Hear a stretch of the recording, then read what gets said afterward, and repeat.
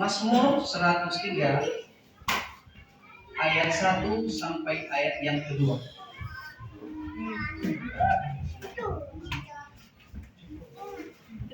Sudah dapat Bapak Ibu? Mazmur pasal 103 ayat 1 sampai ayat yang kedua. Kalau kita sudah dapat, biar saya baca untuk kita semua. Ya, yang lain memberi tema, pujilah Tuhan hai jiwaku. Pujilah Tuhan hai jiwaku, pujilah namanya yang kudus, hai segenap batinku. Pujilah Tuhan hai jiwaku, dan janganlah lupakan segala kebaikannya. Sekali lagi saya baca untuk kita. Pujilah Tuhan hai jiwaku, pujilah namanya yang kudus, hai segenap batinku. Pujilah Tuhan hai jiwaku, janganlah lupa segala kebaikannya. Bapak Ibu yang dikasihi oleh Tuhan, kita kenal dan tahu yang namanya Daud. Benar Bapak Ibu? Daud, kenal Daud? Ya, dari kita sekolah minggu sampai kita dewasa seperti ini, nama Daud selalu disampaikan bagi kita. Ya, Daud pada mulanya, Daud ini adalah orang yang tidak dipandang,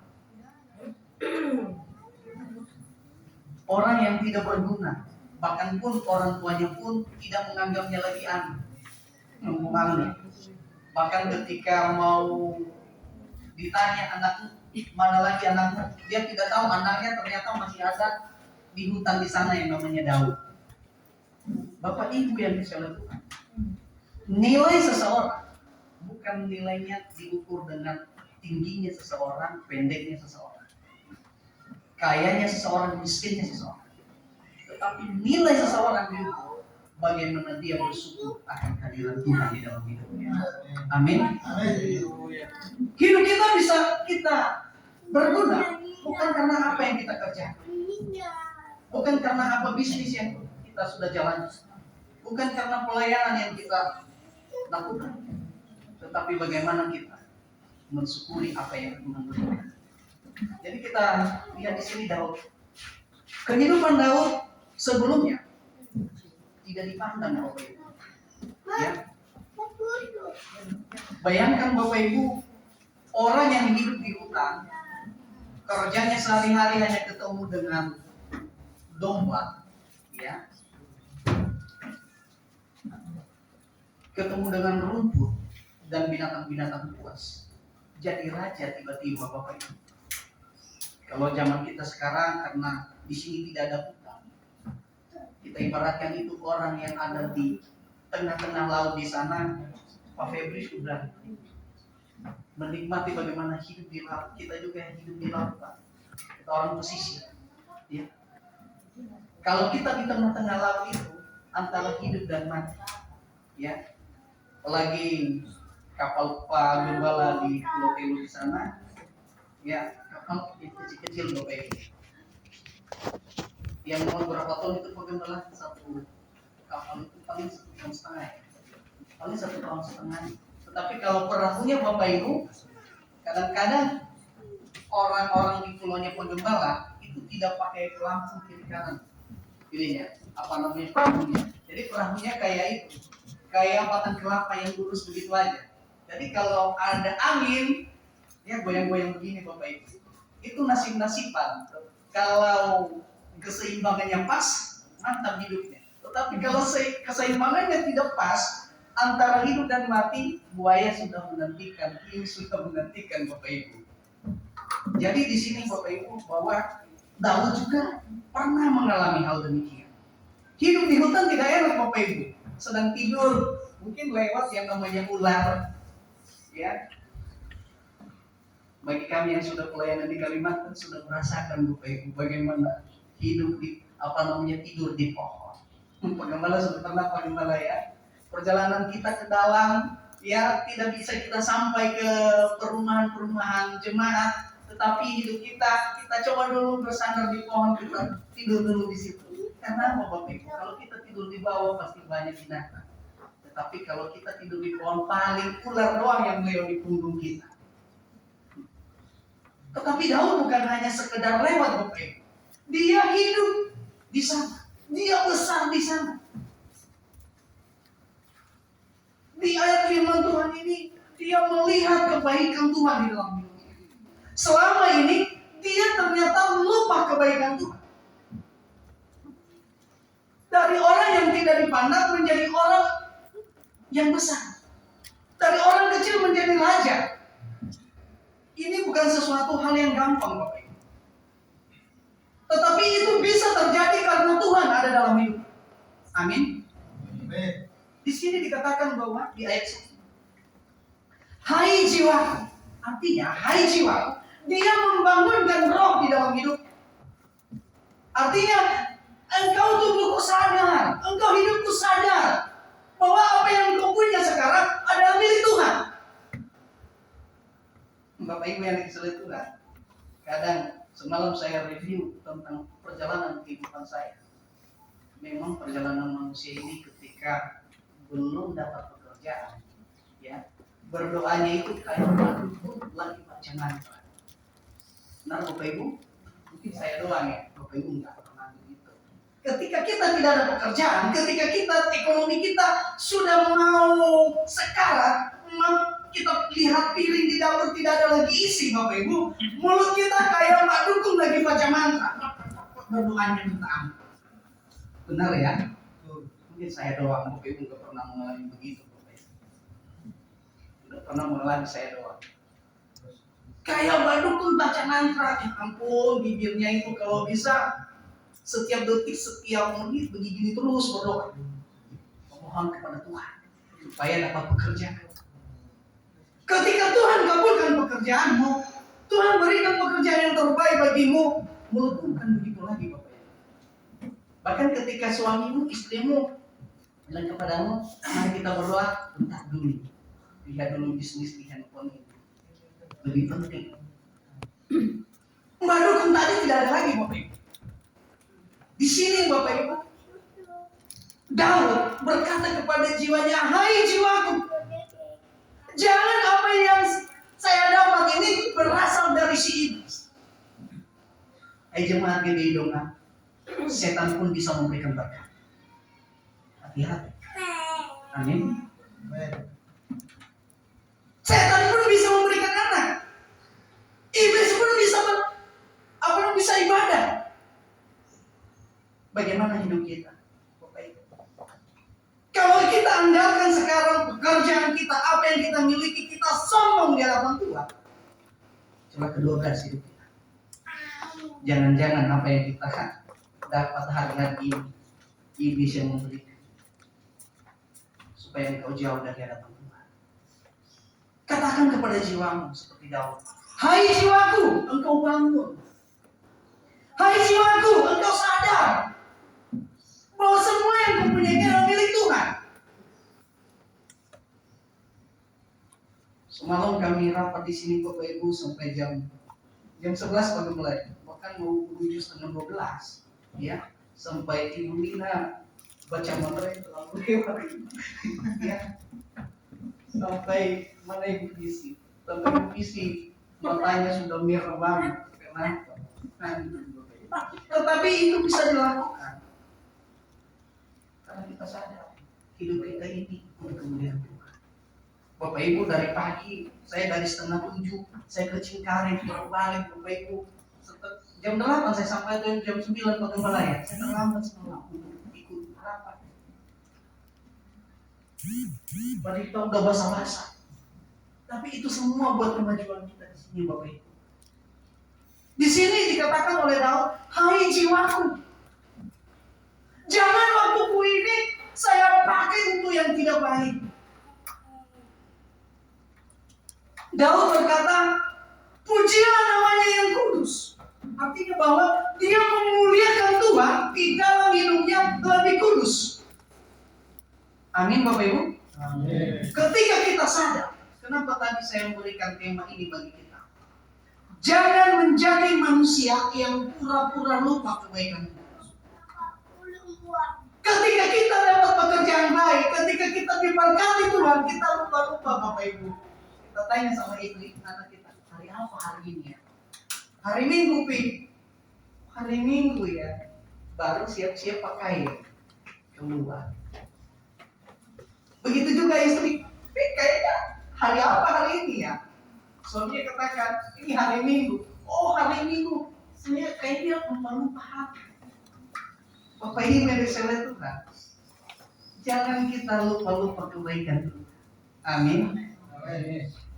Orang yang lupa kebaikan Tuhan, orang yang selalu menuntut Tuhan di dalam hidup, dia selalu salahkan Tuhan. Pokoknya Tuhan tidak pernah dalam hidupnya. Tuhan, dia baru jatuh aja, tuh langsung ini pasti Tuhan. Tuhan. Baru aja dia bangkrut dari bisnisnya, dia selalu Tuhan izinkan ini dalam hidup saya.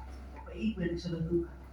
Orang yang tidak bersyukur dalam hidupnya, dia akan terbuai dengan apa yang dia pikirkan. Amin. Amin. Saya yakin kita di sini adalah orang-orang yang bersyukur. Amin. Orang-orang yang bersyukur akan kebaikan Tuhan, Bapak Ibu, dia mengerti bahwa segalanya yang punya adalah milik Tuhan. Jadi orang yang tahu bersyukur adalah orang yang mengerti bahwa hidupnya adalah kepunyaan Tuhan. Jadi baik itu bisnisnya bangkrut maupun lagi jaya-jaya, tetap bersyukur. Dia mau tidak ada pekerjaan, mau ada pekerjaan, dia tetap bersyukur. Dia lagi disakiti maupun lagi dapat yang terbaik, tetap bersyukur. Dan orang seperti itu di mana dia pun pergi menjadi berkat. Tetapi orang yang menuntut Tuhan, ya, yang tidak tahu bersyukur, tadi di tempat pekerjaannya dia lagi dimarah-marahi, dia sampai ke rumah marah-marahin istri. Istrinya juga balik untuk marah-marahi. Artinya tidak ada damai. Orang yang tidak tahu bersyukur akan yang Tuhan berikan dalam hidupnya, apapun yang diberikan selalu kurang. Apalagi pura-pura lupa. Orang yang lupa kebaikan Tuhan, Bapak Ibu yang disayang Tuhan, bisa kita dapat berkat hari ini begitu, tapi kita tidak menikmatinya, Bapak Ibu. Banyak orang di sana, Bapak Ibu, di luar sana sini tidak ada. Kalau di sini orang-orang yang diberkati Tuhan, orang-orang yang bersyukur. Kelihatan dari senyumnya, kelihatan dari mukanya, orang-orang yang bersyukur. Amin. Amin. Jadikan hidup kita menjadi orang yang bersyukur.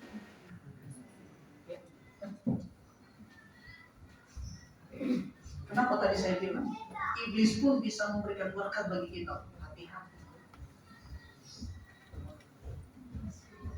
Jangan-jangan apa yang kita dapat selama ini iblis berikan kepada kita, silakan.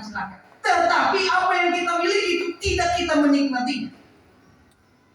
Tetapi kalau kita bersyukur di hadapan Tuhan, biarpun hari ini dapat seperak, Tuhan berkati menjadi berguna bagi keluarga kita. Amin. Jangan hari-hari kita di otak kita ini penuh dengan angka-angka duit semua. Kalau bisa ditempel di muka kita warna duit itu, warna merah, warna biru, warna hijau, warna coklat, semua tempel di sini. Jangan melihat muka sesamamu, kelihatan mata duit atau tidak dari mukanya ini. Bisa nggak beruntung saya sama dia? Bapak Ibu yang disayang Tuhan. Kalau kita melihat orang berdasarkan mamon, hati-hati Bapak Ibu. Karena iblis pakai itu supaya engkau tidak bersyukur kepada Tuhan. Jadi hari ini Daud menyadarkan kita. Kita belajar seperti ini. Hai jiwaku, pujilah nama Tuhan yang kudus, segenap batin. Jadi dia sudah puji. Bukan hanya di bibir saja Bapak Ibu, batinnya harus berkata ya dan kepada ya dan tidak kepada tidak. Amin. Amin. Jangan sama-sama jemaat kita saling mengambil untung yang gede-gede. Ya, seharusnya kita sebagai jemaat di sini kita saling mendukung. Apalagi di dalam kondisi pandemi begini Bapak Ibu. Ya saya harap kita di sini saling bergandengan tangan. Amin. Biarpun jumlah kita kecil Bapak Ibu, kemajuan kita bukan berdasarkan besarnya jumlah kita. Kemajuan kita bukan berdasarkannya hebatnya kita, tetapi bagaimana kita kompak untuk saling memajukan satu dengan lain. Jangan yang satunya makan daging, yang satunya makan kanji. Kalau sama kami di film namanya Sinobu, yang satunya makan daging B2, yang satunya makan ikan teri. Oke. Ya, kita sebagai jemaat Tuhan di sini, kita belajar padanya. Apa yang kita punya itu tidak ada apa-apanya kalau Tuhan tidak ada dalam hidup kita. Jadikan Tuhan sebagai pujian di dalam hidup kita. Amin Bapak Ibu. Ketika kita hidupkan pujian itu untuk kemuliaan Tuhan, aku percaya dari kita tadi tidak ada apa-apanya menjadi ada apa-apa karena Tuhan. Amin. Yang tadinya kita sebelum kita dipakai oleh Tuhan, kita adalah seorang pemarah, seorang pemalas, seorang yang tidak baik. Sekarang kita sudah dipakai Tuhan. Katakan kepada jiwamu, hai jiwa, pujilah nama Tuhan. Berkata kepada batinku, engkau bangun. Sudah lama engkau menikmati mamon. Sudah lama engkau menikmati dengan kesombongan itu dan segalanya di dunia ini. Bapak Ibu yang dikasihi Tuhan, Daud ini sadar Bapak Ibu bahwa apa yang ada di dunia ini hanya sebentar. Yang kekal itu ketika kita mati Bapak Ibu. Memilih antara dua, neraka atau surga. Tidak ada pilihan setengah-setengah. Tidak ada Bapak Ibu. Saya memilih setengah neraka, setengah surga. Tidak ada Bapak Ibu. Kalau dirimu masuk kepada neraka, ya neraka selamanya. Tidak ada lagi, Tuhan Yesus ampuni saya mau masuk surga. Tidak ada lagi. Tidak ada lagi. Tidak ada lagi tawar menawar. Saat ini engkau harus berkata kepada jiwamu, jiwaku, engkau bangun jiwaku, engkau batinku, engkau harus sadar bahwa kebenaran yang engkau harus. Amin. Kadang Bapak Ibu, hidup kita hanya kita berkata kepada diri saja, jiwa saja, tapi batin kita bertolak belakang. Ya, kayak kata Pak Temi kemarin. Orang yang memuliakan Tuhan, Tuhan selalu berikan kesempatan yang terbaik. Amin. Meskipun orang itu mengalaminya, meskipun orang itu mengalami sakit, meskipun orang itu mengalami tipuan, lagi ditipu sama orang, tetapi dia bersyukur bahwa hidupnya dipakai Tuhan. Amin. Di sini Daud sadar, Bapak Ibu, bahwa semua kesalahannya di ayat 3 Tuhan sudah mengampuni. Kenapa awal ini Daud singgung itu mengampuni? Tadi diawali dengan kata bahwa janganlah lupakan segala kebaikannya. Disambung dengan ayat yang ketiga, Dia yang mengampuni segala kesalahan. Dia sadar bahwa kesalahannya itu di atas segala-galanya yang selama ini mengikat. Kesalahannya selama inilah yang membuatnya terpuruk dengan kesalahan-kesalahan yang bertubi-tubi. Kemarin Bapak Ibu, ya, Ilani dapat tugas, ya, membuat sebuah ucapan terima kasih kepada orang tua. Nah, tapi apa itu kebaikan papi? Kalau ditulis selamat atau apa namanya, nulis tentang kebaikan itu bagaimana? Saya gini, apa yang pernah papi lakukan selama si Ilani ada dalam hidup papi? Banyak kita tidak bisa tulis. Pilih salah satu. Bapak Ibu bisa lihat pertanyaan yang sama saat ini. Apa kebaikan Tuhan di dalam hidup? Kadang kita tukar dengan hanya tetangga kita, ya usil kita sedikit, kita tukar dengan sukacita yang selalu ini kita menikmati. Kadang hanya karena pekerjaan kita ditegur di kantor atau dalam pekerjaan kita emosi, kita tukar sukacita itu dengan amarah. Kita lupa dengan kebaikan Tuhan. Hari ini Bapak Ibu kita sadar. Amin. Orang yang tidak lupa dengan kebaikan Tuhan, yang pertama, dia mengerti hidupnya berguna di hadapan Tuhan. Orang yang mengerti hidupnya berguna di hadapan Tuhan, mau dia pakaian apapun, dia selalu bersyukur. Mau apapun keadaannya, selalu bersyukur. Dan dia sadar, hidup saya ini meskipun dia sakit, orang lagi minta tolong bisa dia datang. Kenapa? Saya bersyukur, hidup saya masih dipakai oleh Tuhan. Amin.